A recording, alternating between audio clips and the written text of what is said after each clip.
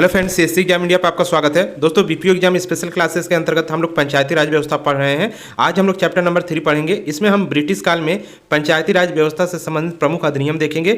मुख्य रूप से यहाँ पर जो अधिनियम आपका फोकस किया गया है 1919 का और 1935 का, दोनों काफ़ी इंपॉर्टेंट हैं। दोनों में हम लोग देखेंगे स्थानीय स्वशासन से संबंधित चीज़ें। इसके अलावा पंचायती राज का जो विकास हुआ है, इन दोनों एक्ट के आने से क्या इफेक्ट वहाँ पर पड़ा है, तो दोनों अधिनियम यहाँ पर पढ़ना जरूरी हो जाता है। और दोनों एक्ट में हम लोग सिर्फ वो चीज़ें देखेंगे जो आपका पंचायती राज व्यवस्था से रिलेटेड है। बाकी चीज़ें भी हम यहाँ पर पढ़ेंगे, क्योंकि ये अधिनियम आपका स्थानीय स्वशासन पंचायती राज व्यवस्था से रिलेटेड है, इसलिए अदर चीज़ें भी इससे रिलेटेड पढ़ना जरूरी हो जाता है, क्योंकि क्वेश्चन आपका किसी भी प्रकार से आ सकता है, इसलिए रिलेटेड चीज़ें पढ़ना ज़्यादा जरूरी हो जाता है। तो चलिए दोस्तों शुरू करते हैं। इसके साथ ही दोस्तों हम बता दें, इसका पीडीएफ आपको हमारे टेलीग्राम चैनल पर मिल जाएगा।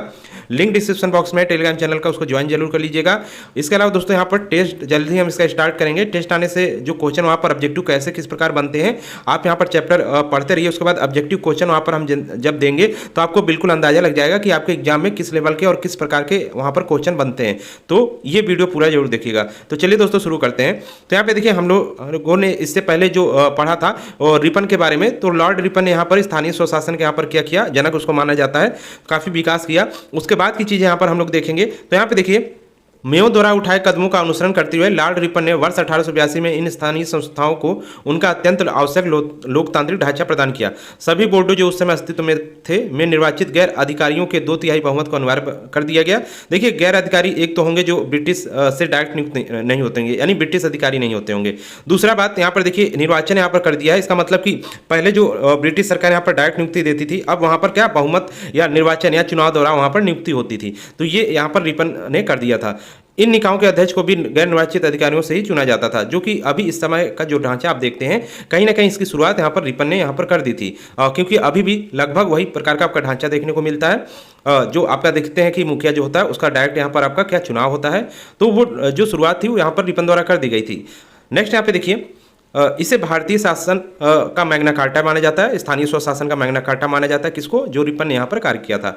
नेक्स्ट यहाँ पे देखिए, लॉर्ड रिपन द्वारा किए गए सुधारों को वर्तमान में भी शासन का आधार माना जाता है। तो दोस्तों, रिपन के बारे में हमने पिछले वीडियो में डिटेल में पढ़ा है, उसको जरूर देखिएगा, जिससे आपको स्थानीय स्वशासन की शुरुआत कैसे होती है वहाँ से जानकारी आपको मिल जाएगी। अब दोस्तों यहाँ पर हम बात करते हैं। देखिए, ईस्ट इंडिया कंपनी द्वारा सर्वप्रथम मद्रास में नगर निगम की स्थापना की गई। 1773 के रेगुलेटिंग एक्ट द्वारा प्रेसिडेंटी नगरों में जस्टिस ऑफ पीस की स्थापना की गई। तो यहाँ पर हालांकि ये आपका नगर से रिलेटेड है, क्योंकि स्थानीय स्वशासन में आपका क्या आ जाता है, गांव भी आ जाता है और यहाँ पर आपका नगर भी आ जाता है। तो नगर की जो शुरुआत, प्रथम नगर निगम की स्थापना कहाँ पर हुई थी? मद्रास में। ध्यान रखिएगा, क्वेश्चन आपका आ सकता है स्टेटमेंट में। तो इसके अलावा यहाँ पर जस्टिस ऑफ पीस ध्यान रखिएगा, 1773 के रेगुलेटिंग एक्ट द्वारा इसकी स्थापना की गई थी। ये नगरों के लिए थी, ध्यान रखिएगा। इसके अलावा यहाँ पे देखिए, वर्ष 1907 में स्थानीय स्वशासन संस्थाओं को CEH होम हाउस की अध्यक्षता में केंद्रीयकरण पर रॉयल कमीशन के गठन को अत्यंत बल मिला, यानी कि ये आपका केंद्रीयकरण पर रॉयल कमीशन की नियुक्ति की गई। इस कमीशन ने ग्राम स्तर पर पंचायतों को महत्व को चिन्हित किया। नेक्स्ट यहाँ पे देखिए, इसका कार्य केंद्र तथा प्रांत तथा उसके अधीनस्थ इकाइयों के मध्य वित्तीय तथा प्रशासनिक संबंधों का अध्ययन करना था।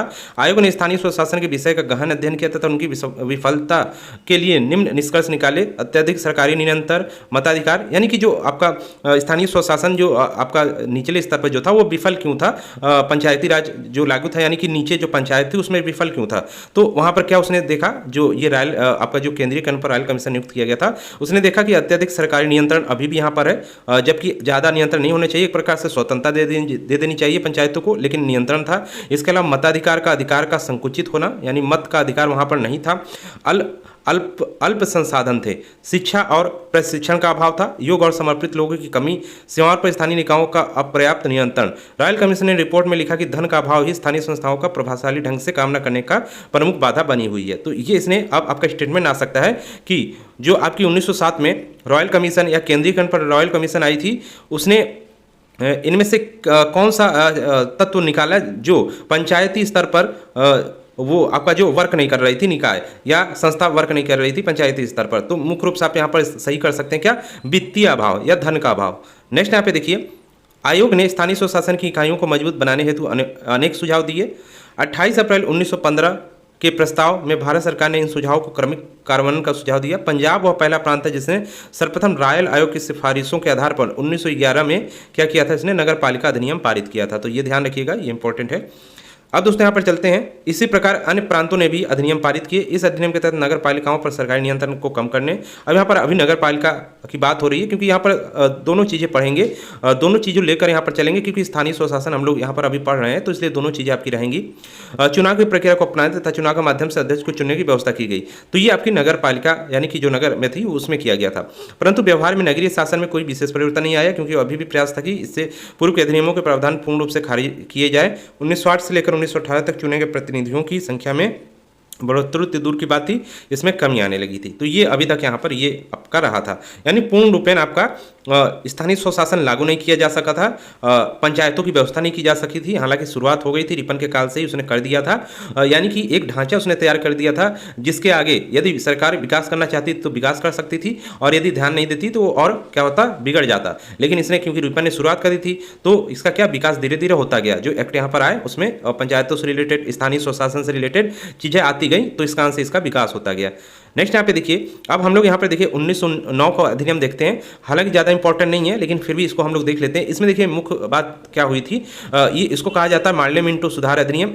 इसमें देखिए क्या हुआ था, इसमें मुख्य रूप से हुआ था कि सांप्रदायिक यहाँ पर मतदान की व्यवस्था की गई थी, यानी कि मुस्लिमों के लिए यहाँ पर अलग वोटिंग की व्यवस्था कर दी गई थी। मुख्य रूप से 1909 का अधिनियम इसी के लिए जाना जाता है। यहाँ पे देखिए क्या लिखा गया, 1909 में विधान परिषदों में सांप्रदायिक मतदान की व्यवस्था की गई। ये अभी विधान परिषद की बात हो रही है। अभी 1910 में मुस्लिम लीग ने स्थानीय चुनाव में भी सांप्रदायिक आधार पर मतदान करने की मांग की। कई मामलों में सांप्रदायिक मतदान को स्वीकार भी कर लिया गया, परंतु स्थानीय शासन की व्यवस्था पर प्रतिकूल प्रभाव डाला। हालांकि ये आपका मान लिया गया, यानी कि विधान परिषदों जो आपकी राज्य स्तर पर और केंद्र स्तर पर आपकी जो सरकार कार्य कर रही थी, मुख्य रूप से प्रांतों में जो सरकार वर्क कर रही थी, उसके लिए यहाँ पर आपका क्या कर लिया गया, स्वीकृत कर लिया गया सांप्रदायिक मतदान। लेकिन निचले स्तर पर जो स्थानीय स्वशासन था, यानी कि जो पंचायत व्यवस्था जो की गई थी, उसमें इसका प्रतिकूल प्रभाव पड़ रहा था। इसके आगे इसमें लिखा गया है प्रतिकूल प्रभाव डाला, जिसका इसका विकास अवरुद्ध हो गया। किसका विकास, जो निचले स्तर पर स्थानीय स्वशासन वर्क कर रही थी, थोड़ा बहुत जो भी वर्क कर रही थी वो इस पर प्रतिकूल प्रभाव पड़ा। तो इसमें आप इतना जानिएगा कि 1909 का जो अधिनियम लाया गया था उसमें क्या था, सांप्रदायिक मतदान था या सांप्रदायिक निर्वाचन था। ये एक पॉइंट आप ध्यान रखिएगा। नेक्स्ट यहाँ पे देखिए 1919 के मॉन्टेग्यू चेम्सफोर्ड सुधार ने स्थानीय सरकार के विषयों को प्रांतों के अधिकार क्षेत्र में स्थानांतरित कर दिया। तो ये स्थानीय सरकार के विषयों को प्रांतों के अधिकार क्षेत्र में स्थानांतरित कर दिया। अब हम लोग यहाँ पर पढ़ते हैं भारत सरकार अधिनियम 1919 या मॉन्टेग्यू चेम्सफोर्ड सुधार अधिनियम। क्या है इसमें, स्थानीय स्वशासन के लिए इसने क्या वर्क किया, पंचायतों के लिए क्या चीज़ें इसमें रखी गई थी, इसके अलावा इसकी खुद की क्या विशेषताएं थी, वो भी यहाँ पर हम लोग देखेंगे। तो यहाँ पर देखते हैं, ब्रिटिश सरकार द्वारा पंचायती राज व्यवस्था में नए रक्त का संचार करने के प्रयास 1907 में शुरू किया गया था और उसमें 1919 में पहली बार भारत सरकार अधिनियम में शामिल किया गया।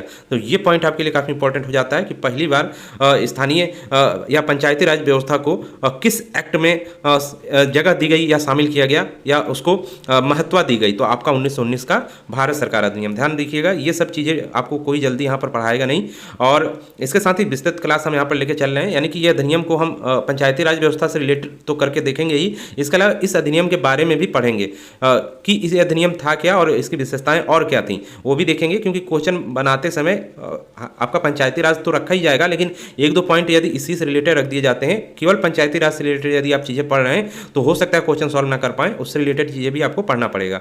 नेक्स्ट यहाँ पे देखिए, लेकिन इसे राजनीतिक और प्रशासनिक हस्तक्षेप के कारण अधिक दूर तक नहीं ले जाया जा सका। लेकिन भारतीय नेताओं ने इस सिरे को हाथ से जाने नहीं दिया और 1922 में देशबंधु चित्तरंजन दास ने ग्राम पंचायतों को महत्व देने की बात उठाई।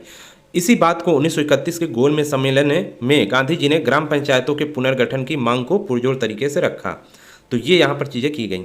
1918 में राज्य सचिव एडविन सैमुअल मॉन्टेग्यू और वायसराय लॉर्ड चेम्सफोर्ड, यानी सचिव कौन थे इसमें, मॉन्टेग्यू सचिव थे और वायसराय उस समय भारत के कौन थे, चेम्सफोर्ड। ध्यान रखिएगा, दो नियुक्तियां होती थी आपकी। एक तो आपका जब वायसराय नियुक्त होता था तो वो वायसराय भारत का ही रहता था या गवर्नर जनरल, और एक सचिव भी आपका नियुक्त होता था तो वो सचिव अलग से आपका रहता था। तो उस समय सचिव कौन था, मॉन्टेग्यू थे। तो यहाँ पे देखिए संवैधानिक सुधारों को अपनी योजना तैयार की, जिसे मॉन्टेग्यू चेम्सफोर्ड के सुधार के नाम से जाना जाता है और 1919 के भारत शासन अधिनियम को अधिनियमित किया गया। यहाँ पे नेक्स्ट देखिए 1921 में मॉन्टेग्यू चेम्सफोर्ड सुधारों को लागू किया गया। ये ईयर ध्यान रखिएगा, यानी यह अधिनियम आया उसके बाद जो इसमें बातें लिखी गई थी, कुछ बातें हटाई गई, कुछ लागू की गई। तो पूर्ण रूप से आपका जो पूर्ण रूप से इसको लागू किया गया 1921 में। नेक्स्ट यहाँ पे देखिए, इस अधिनियम का एकमात्र उद्देश्य भारतीयों को शासन में प्रतिनिधित्व सुनिश्चित करना था, यानी कि इसमें यह देना था कि भारतीयों को भी शासन में दिया जा सके, चाहे वो प्रांतीय स्तर पर सरकार जो वर्क कर रही थी ब्रिटिश, या केंद्र में जो सरकार वर्क कर रही थी, इन दोनों में क्या किया गया कि भारतीयों को शामिल किया गया, यानी कि उनकी जगह यहाँ पर उनके स्थानों को यहाँ पर दिया गया। नेक्स्ट यहाँ पे देखिए, अधिनियम ने केंद्र के साथ साथ प्रांतीय स्तरों पर शासन में सुधार की शुरुआत की। अब क्योंकि यहाँ पर देखिए, जब स्थानीय स्तर पर आप या भारतीयों को या स्थानीय स्तर पर लोगों को प्रांतों में जगह दे रहे हैं, तो निचले स्तर पर भी आपको ऑटोमेटिक यहाँ पर जगह देना पड़ेगा। जो भी आपकी स्थानीय स्वशासन रही थी तो उसमें भी जगह देनी पड़ेगी। पंचायती राज व्यवस्था जो लागू होती हुई दिख रही थी वहाँ पर, उसमें भी आपको भारतीयों को जगह देना पड़ेगा। तो ये सब चीज़ें जब ऊपर से शुरुआत होंगी, केंद्र में जब वहाँ पर नीचे से जो व्यक्ति क्षेत्र का किसी एक क्षेत्र का है उठकर ऊपर जाएगा, चाहे वो केंद्र में जाए चाहे वो प्रांतों में जाए, तो जो निचले स्तर पर थी उसमें भी व्यक्ति हो जाएगा। तो ये एक प्रकार मान सकते हैं कि ये जो शुरुआत की गई थी ये स्वशासन को मजबूत, या स्वशासन जो प्रणाली थी उसको मजबूत ढांचा दे रहा था। नेक्स्ट यहाँ पे देखिए, यहाँ पर थोड़ा इसको चीज़ें को और यहाँ पर विस्तृत रूप से समझते हैं। भारत शासन अधिनियम 1919 ने द्वैध शासन व्यवस्था को स्थापित किया। अब ये ध्यान रखिएगा, ये जो व्यवस्था द्वैध शासन की स्थापित की गई थी, ये प्रांतों में की गई थी। प्रांतों में द्वैध शासन व्यवस्था की गई थी, यानी प्रांत की जो सरकार थी, प्रांत में जो सरकार वर्क कर रही थी, एक तो ऊपर आपकी केंद्र सरकार थी, ऊपर जो ब्रिटिश यहाँ पर जो वायसराय वगैरह नियुक्त होते थे वो केंद्र में ही नियुक्त होते थे। नीचे फिर क्या प्रांतों में क्या जो उनके क्या होते थे, गवर्नर एक प्रकार से नियुक्त होते थे। तो ये क्या होता था, यहाँ पर इनकी भी एक सरकार, प्रांतों में कुछ एरिया दे दिया जाता था, काफ़ी एरिया था, वो एक प्रांत बना दिया जाता था। तो उसमें आपका सरकार जो नियुक्त होती थी वो अलग थी, और केंद्र में जो मेन ब्रिटिश सरकार यही थी आपकी केंद्र वाली। प्रांतों में जो नियुक्ति दी जाती थी वो इनके अंडर में वर्क करते थे। अब यहाँ पे क्या हुआ, प्रांत में क्या कर दिया गया, द्वैध शासन प्रणाली को स्थापित किया गया। कब? 1919 के अधिनियम द्वारा। प्रांत में द्वैध शासन प्रणाली क्या थी, यहाँ पर दो सरकारें मिलकर वर्क करेंगी। एक अलग से आपकी एक होगी जिसका सब कुछ, यानी कि उसके सदस्य और जो अध्यक्ष होंगे वो अलग होंगे। एक और आपकी होगी जो किसका, केंद्र का प्रतिनिधित्व करेगी। एक तो नीचे आपका एरिया जो वहाँ पर क्षेत्र होगा उसका प्रतिनिधित्व करती थी, और एक ऊपर से जो केंद्र सरकार थी उसका प्रतिनिधित्व करती थी। दोनों मिलकर सरकार पूरा बनता था प्रांत का। 1919 का जो अधिनियम लाया गया था। अब यहाँ पर इस अधिनियम के तहत करों की एक सूची तैयार की गई, जिससे केवल स्थानीय निकाय ही आरोपित कर सकते थे, तथा ये कर केवल स्थानीय निकायों के लिए ही लगाए जा सकते थे। इससे स्थानीय निकायों को और अधिक स्वायत्ता प्राप्त हो गई। अब यहाँ पर एक चीज़ और कर दी गई कि स्थानीय निकायों को कर लगाने की छूट दे दी गई। प्रांत की जो सरकार थी उसने क्या किया, स्थानीय निकाय को कर लगाने की छूट प्रदान कर दी। इसके अलावा कई प्रांतों में नगर पालिका अधिनियमों में भी संशोधन किया गया, जिसके द्वारा इन स्थानीय निकायों को और भी स्वायत्ता प्रदान की गई। अब यहाँ पर देखिए, बार बार आप स्थानीय निकाय शब्द यहाँ पर सुन रहे हैं, या स्थानीय संस्था। तो स्थानीय संस्था, स्थानीय निकाय, जो भी आप वर्ड यहाँ पर सुन रहे हैं, मुख्य रूप से ये आपका स्थानीय स्वशासन की संस्थाएं हैं। जैसे आपका पंचायत हो गया, नगर पालिका हो गया, ये इन्हीं को संस्था या यहाँ पर निकाय कहा गया है। नेक्स्ट यहाँ पे देखिए, यहाँ पे देखिए अध्यक्षों की सुनिश्चित की गई। इन प्रयासों के निस्संदेह स्थानीय स्वशासन को और अधिक लोकतांत्रिक बनाया, परंतु प्रशासनिक कार्यकुशलता पर नकारात्मक प्रभाव पड़ने लगा।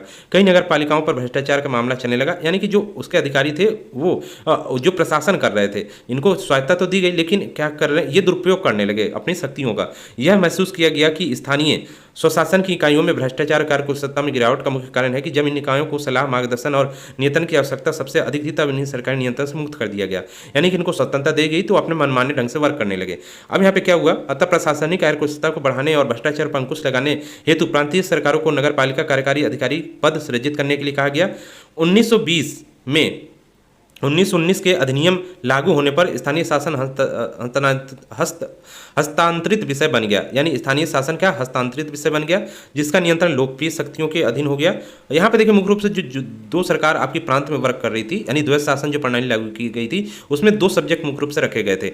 एक सब्जेक्ट, यानी कि कुछ सब्जेक्ट ऐसे थे जो यहाँ पर जो एक सरकार थी वो देख रही थी, दूसरा सरकार जो थी वो जो केंद्र से रिलेटेड थी, यानी केंद्र के लिए वर्क कर रही थी, वो दूसरे प्रकार के विषय देख रही थी। तो दो विषय रखे गए थे। तो उसी में कहा जा रहा है कि जो हस्तांतरित विषय थे वो आपका क्या कर दिया, लोकप्रिय शक्तियों के अधीन हो गया। केंद्रीय सरकार ने प्रांतीय सरकारों को इस विषय में निर्देश देने बंद कर दिए, और प्रत्येक प्रांत को अपनी अपनी आवश्यकता अनुसार स्वायत्त संस्थाओं का विकास करने की अनुमति मिल गई। स्थानीय करों व प्रांतीय करों की सूची को अलग कर दिया गया, परंतु वित्त अभी भी आरक्षित विषय था, अतः भारतीय मंत्री इस विषय में कुछ नहीं कर सके। स्वशासन की क्रियान्वित का मूल्यांकन 1930 में साइमन आयोग ने किया, और इस तथ्य की ओर ध्यान दिया कि उत्तर प्रदेश, बंगाल व मद्रास के अतिरिक्त ग्राम पंचायतों के क्षेत्र में इन संस्थाओं में कोई उन्नति देखने को नहीं मिली।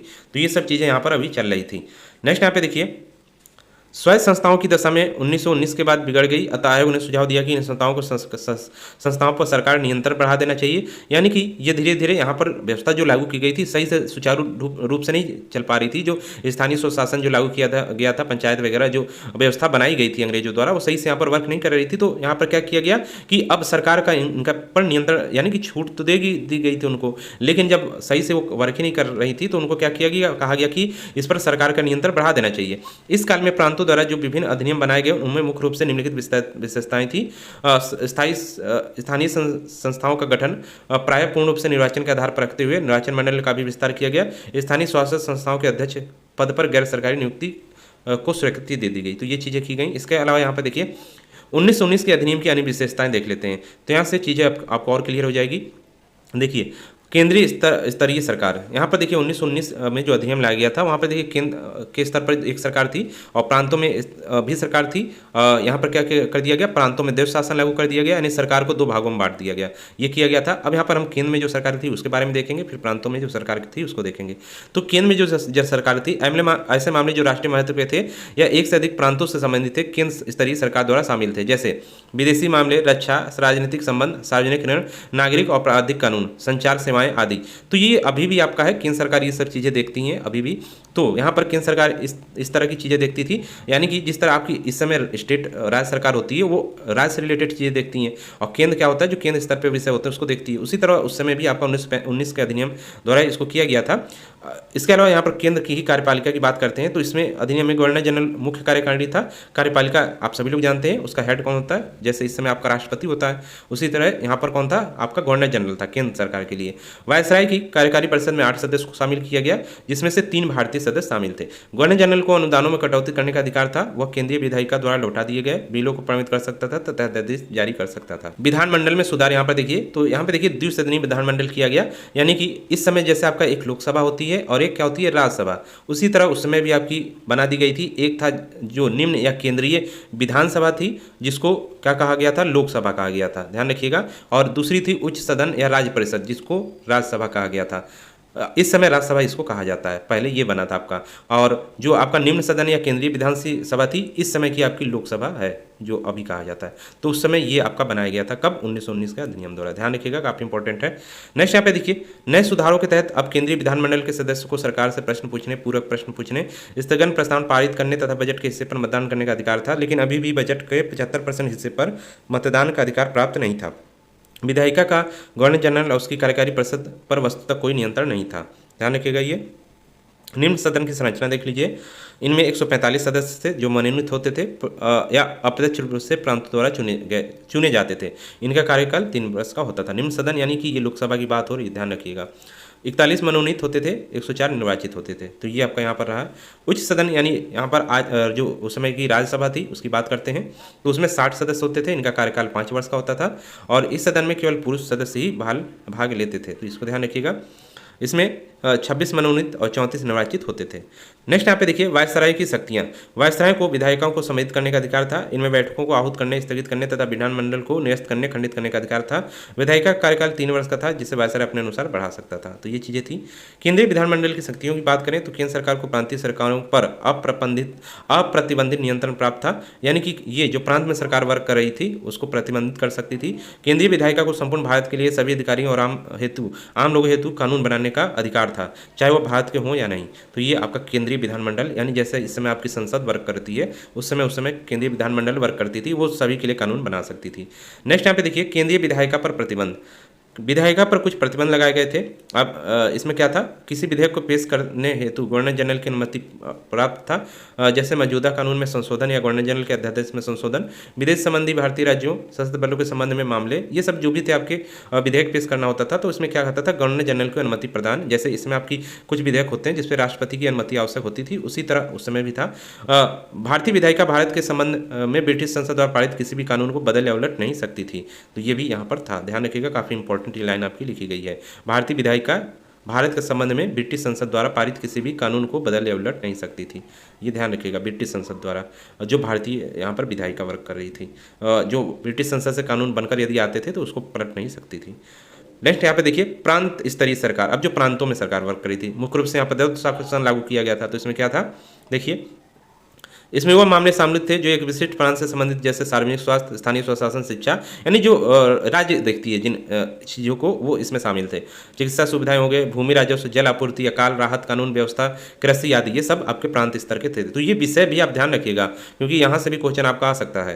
नेक्स्ट यहाँ पे देखिए, द्वैध शासन की शुरुआत हो गई थी प्रांतों में। तो यहाँ पे देखिए, प्रांतीय स्तर पर कार्यपालिका हेतु द्वैध शासन प्रणाली, 2 व्यक्ति या पार्टियों का शासन शुरुआत हुआ। द्वैध शासन प्रणाली 8 प्रांतों में लागू किया गया था, जिसमें असम, बंगाल, बिहार, उड़ीसा, मध्य प्रांत, संयुक्त प्रांत, बॉम्बे, मद्रास और पंजाब प्रांत शामिल थे।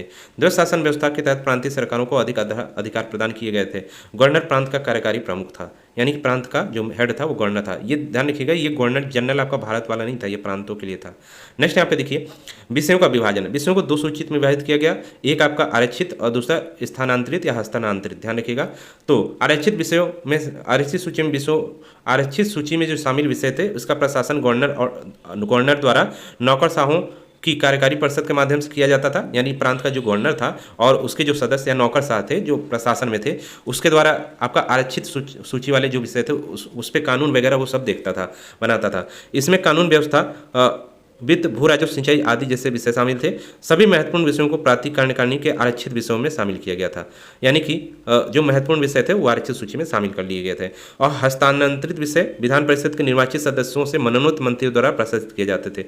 यानी कि एक तो ये सरकार आपकी थी, जो कौन थी, गवर्नर और उसके कुछ कार्यकारी सदस्य थे जो डायरेक्ट केंद्र सरकार से रिलेट रखते थे, और दूसरे चुने हुए जाते थे, वो भी मतलब प्रांतों में ही, वो भी दोनों एक साथ मिलकर वर्क कर रहे थे। तो दोनों के क्या विषय बदल दिए गए थे, सरकार एक मतलब यहाँ पर डबल थी, द्वैध शासन था, तो अलग अलग प्रशासन दोनों अपना देखते थे। ध्यान रखिएगा, तो जो यहाँ पर निर्वाचित सदस्य होते थे, उनके मंत्री वगैरह होते थे, उनको हस्तांतरित विषय दिए गए थे, जिसमें आपका शिक्षा हो गया, स्वास्थ्य हो गया, यहाँ पर उद्योग, कृषि, उत्पादक शुल्क आदि विषय शामिल थे।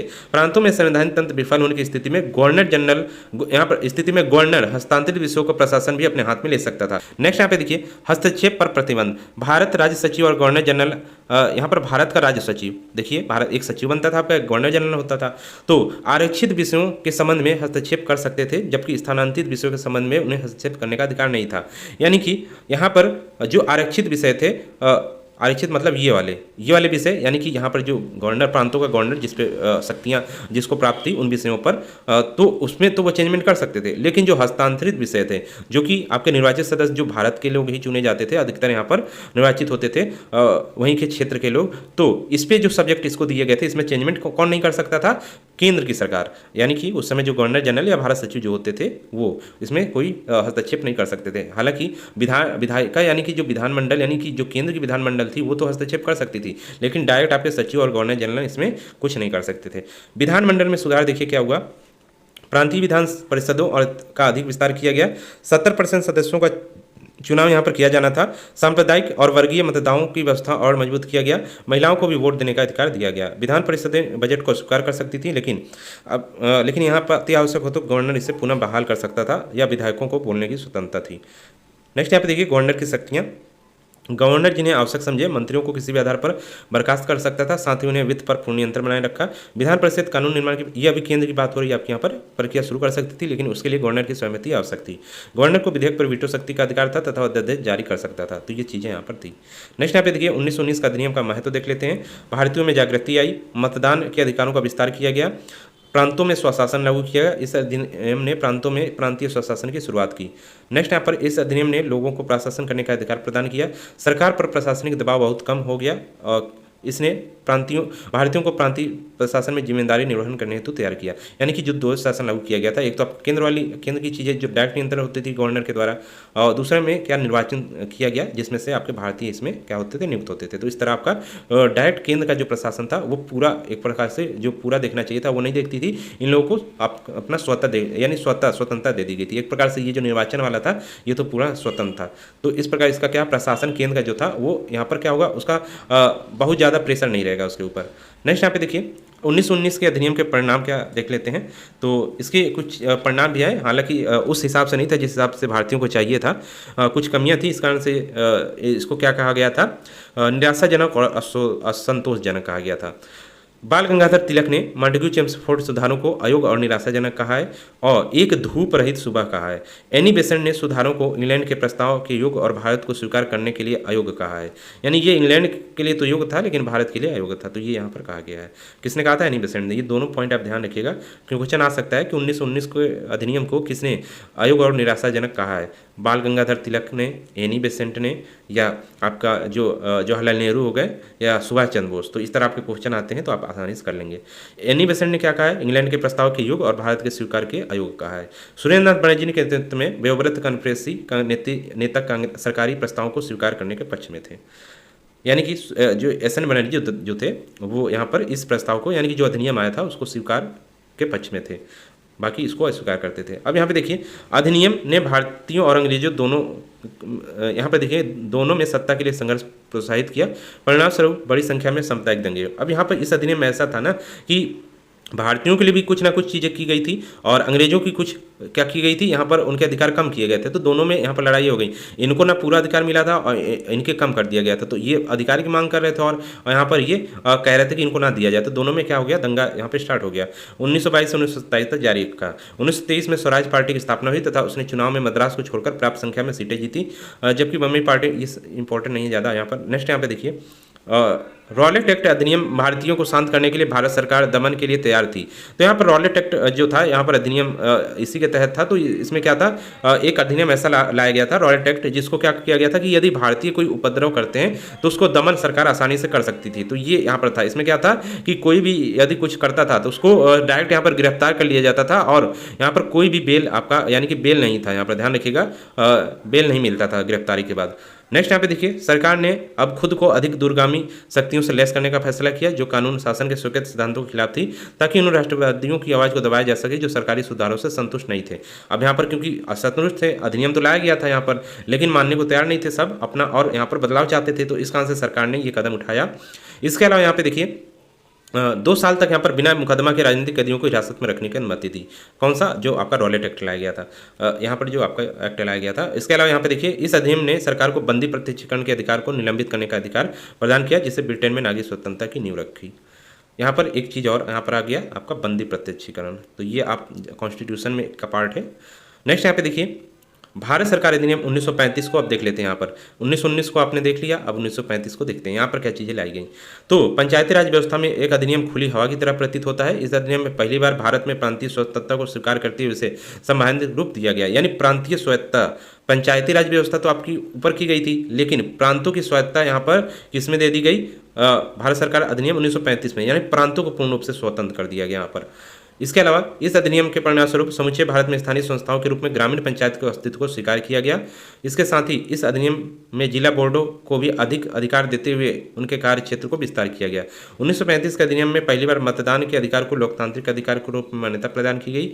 ग्रामीण पंचायत जैसी स्थानीय संस्थाओं को बजट बनाने की भी आज़ादी दी गई।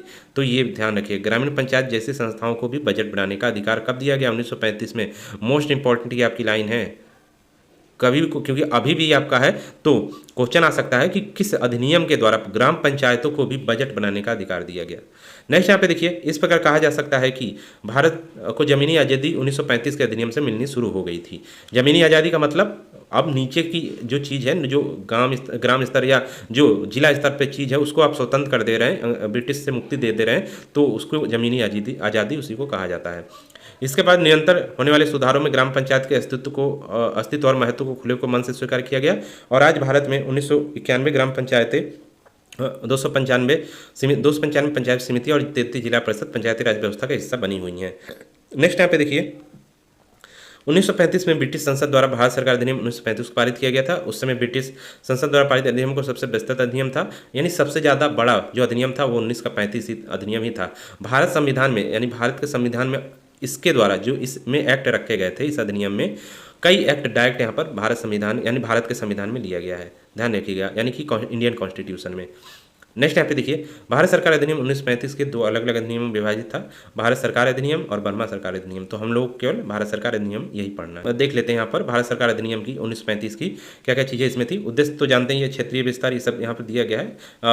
इसका प्रारंभ 1 अप्रैल 1937 से हो गया और भारत में इसको देखिए क्या किया गया, भारत में 26 जनवरी 1950 को इसको निरस्त कर दिया गया, क्योंकि अब 1950 में खुद का भारत का संविधान लागू हो गया था। उससे पहले इसको, यानी कि उस समय ही इसको मतलब तब तक ये इसके द्वारा जो भी चीज़ें थी, नियम कानून चल रहे थे, लेकिन भारत का खुद का जब संविधान लागू हुआ तो इसको निरसन कर दिया गया। इसकी एक्ट उठा के भारत संविधान में डाल दी गई कुछ, और इसको पूर्ण तरह क्या कर दिया गया, मतलब इसका जो लागू था वो हटा दिया गया। नेक्स्ट यहाँ पे देखिए, भारत सरकार अधिनियम 1935 की पृष्ठभूमि यहाँ पर देख लेते हैं। तो पृष्ठभूमि वही है आपका जो पिछला अधिनियम था, उसी के आधार पर थोड़ी चीज़ें यहाँ पर और चेंजमेंट की गई थी, और काफ़ी चेंजमेंट यहाँ पर किया गया था। मुख्य रूप से इसका आधार जो था साइमन कमीशन की रिपोर्ट हो गई, गोलमेज सम्मेलन जो किए गए थे उसकी सिफारिशें गांधी जी ने जो की थी वो सब हो गई।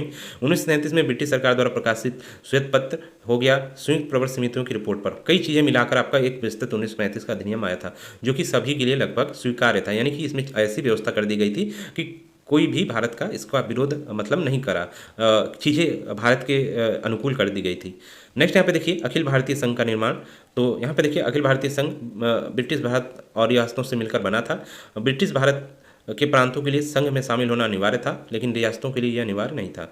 आवश्यक संख्या में रियासतों समर्थन की कमी के कारण यह संघ कभी भी अमल में नहीं आया। भारत सरकार अधिनियम 1935 की शक्तियों को कैसे विभाजित किया गया, 1935 ने शक्तियों को कैसे विभाजित किया उसको देखते हैं। तो यहाँ पे संघीय सूची थी जो केंद्र सरकार देखती थी, प्रांतीय सूची थी जो प्रांत सरकार देखती थी, और एक समवर्ती सूची आई जो दोनों, जिसपे कानून आपका प्रांत सरकार भी बना सकते थे और केंद्र सरकार, जो कि अभी भी आपका है चल रहा है। अवशिष्ट शक्तियाँ वायसराय को प्राप्त थी। वायसराय यानी कि भारत का वायसराय या गवर्नर जनरल भी कह सकते हैं इसको। भारत सरकार अधिनियम 1935 की विशेषताएं। पहली विशेषता ये थी कि प्रांतों को स्वायत्तता दे दी गई, यानी प्रांतों को पूर्ण रूप से यहाँ पर अधिकार दे दिया गया कि आप अपना कानून बनाइए, जो भी आपको विषय दिए गए हैं। प्रांतीय स्तरों पर द्वैध शासन को समाप्त कर दिया गया, यानी कि जो आपका द्वैध शासन नहीं था, प्रांतीय स्तर पर दो सरकार आपके मिलकर वर्क कर रही थी, उसको हटा दिया गया। अब एक ही रखा गया जो कि पूर्ण रूप से स्वतंत्र थी। ठीक है, उसमें निर्वाचित सदस्य भी थे आपके, और जो यहाँ पर गवर्नर वगैरह थे वो भी थे प्रांतों के। राज्य कार्यपालिका का प्रमुख होता था, उन्हें सलाह देने के लिए मंत्रिपरिषद थी। मंत्री प्रांतीय विधायकों के प्रति उत्तरदायी थे, जो उन्हें नियंत्रित करती थी। विधायिका मंत्रियों को भी हटा सकती थी। हालांकि राज्यपालों के पास अभी भी विशेष आरक्षित शक्तियों को बरकरार रखा गया, यानी वहाँ पर गवर्नर को राज्यपाल कहा गया। नेक्स्ट यहाँ पे देखिए, ब्रिटिश अधिकारी अभी भी एक प्रांतीय सरकार को निलंबित कर सकते थे। तो ये चीज़ें कुछ दी गई थी यहाँ पर, ज़्यादा इंपॉर्टेंट नहीं है ये। केंद्र में द्वैध शासन। अब यहाँ पे देखिए, केंद्र में द्वैध शासन लागू कर दिया गया था। बस इस लाइन को आप ध्यान रखिएगा। जिस तरह आपका प्रांतों में द्वैध शासन उस समय लागू था, दो सरकारें मिलकर वर्क कर रही थी, उसी तरह अब यहाँ पर केंद्र में जो कर दिया गया, दो भागों में बांट दिया गया, आरक्षित विषय और स्थानांतरित या हस्तांतरित विषय, सेम वैसा ही कर दिया गया। यानी कि केंद्रों में द्वैध शासन कब किस अधिनियम द्वारा लागू किया गया, 1935 के अधिनियम द्वारा। तो बस इसमें इतना ही ध्यान रखिएगा। नेक्स्ट यहाँ पे देखिए, द्विसदनीय विधानमंडल कर लिया गया, तो वो ऊपर ही था आपका विधानसभा और राज्य परिषद जो उच्च सदन थी, यहाँ पे ध्यान रखिएगा, और निचला सदन आपका विधानसभा थी। संघीय सभा कार्यकाल 5 वर्ष का होता था। संघीय सभा यानी कि ये आपकी जो विधानसभा थी, अब यहाँ पर इसका कार्यकाल 5 वर्ष हो गया।